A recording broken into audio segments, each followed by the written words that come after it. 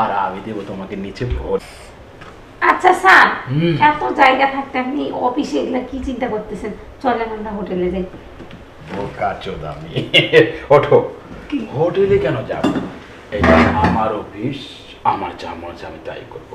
মনে করো তুমি আর আমি ছাড়া আগে ধরে বসো। শোনো, এখন থেকে আমরা মানে ওরা লুকিয়ে লুকিয়ে করবো না, আমরা যে কোনো একটা হোটেলে বা ঠিক বলছেন স্যার। বুঝতে পেরেছো? হ্যাঁ, আপনি বসেন। অনেক কষ্ট হচ্ছে স্যার আসতে পারি? শফিক, তুমি মানে হুটহাট করে চলে আসো, মানে অফিসের একটা রুলস তোমাকে মানতে হবে। তুমি বলবে স্যার আসবো, মানে কিভাবে কি করো। আচ্ছা বলো, ওকে কেন আসলে, কি হয়েছে বলো। স্যার আমি একান্ত কিছু কথা বলতে চাইছিলাম স্যার। একান্ত কথা? তুমি এই অফিসের পিয়ন, তুমি আমাকে একান্ত কথা বলবে এখানে? ঠিক আছে, তুমি যাও যাও যাও। স্যার কিভাবে যে বলি আবার আপনি? আহা, এত আমতা আমতা করছে কেন? কিছু বলতে চাচ্ছ বলে ফেলো, বলো। স্যার এই অফিসে আমি পিয়নের চাকরি করি স্যার, আপনার আন্ডারে, অথচ ছোটোখাটো চাকরি স্যার। তারপরে এটা আমার জন্য রেজেক্ট অনেক বড় বিষয়। এত ধনিতা না করে কি বলতে চাচ্ছ ক্লিয়ার করে বিষয়টা বল। অফিসটা হলো স্যার পাক পবিত্র জিনিস, ব্যবসা বাণিজ্য। স্যার আপনি যা করতেছেন এভাবে আমার বললে হয়তো আপনি আমাকে মারতে পারেন, তা তো আমার কিচ্ছু যায় আসে না।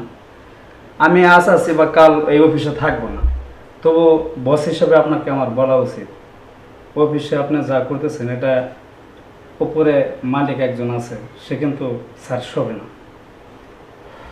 তার মানে তুমি আমাকে কি বোঝাতে যাচ্ছ? আপনি যা কিছু করছেন স্যার এগুলো আমি দেখছি, অনেকদিন ধরে করতেছেন, তাই স্যার আমি আপনাকে বললাম বিষয়টা।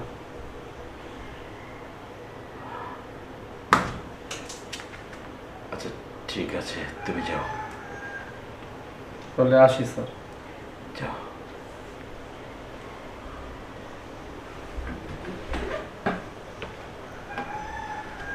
শফিক আমার অফিসের পিয়ন হলো তো কথাগুলো ঠিকই বলেছে।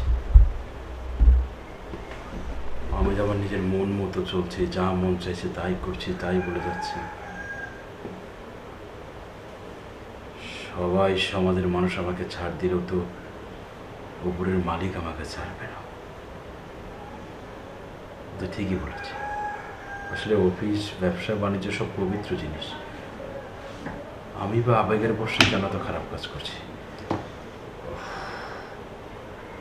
না, আজ থেকে আমি আর কোনো খারাপই করবো না, কোনো খারাপই করবো না। আমাকে ভালোভাবে চলতে হলে আজকে এক্ষুনি এই মেয়েটাকে অফিস থেকে তাড়াতে হবে। তার মতো বাজে মেয়েদেরকে আমি অফিসে রাখবো না। শফিক, শফিক, শফিক, ওই খানকিটাকে বের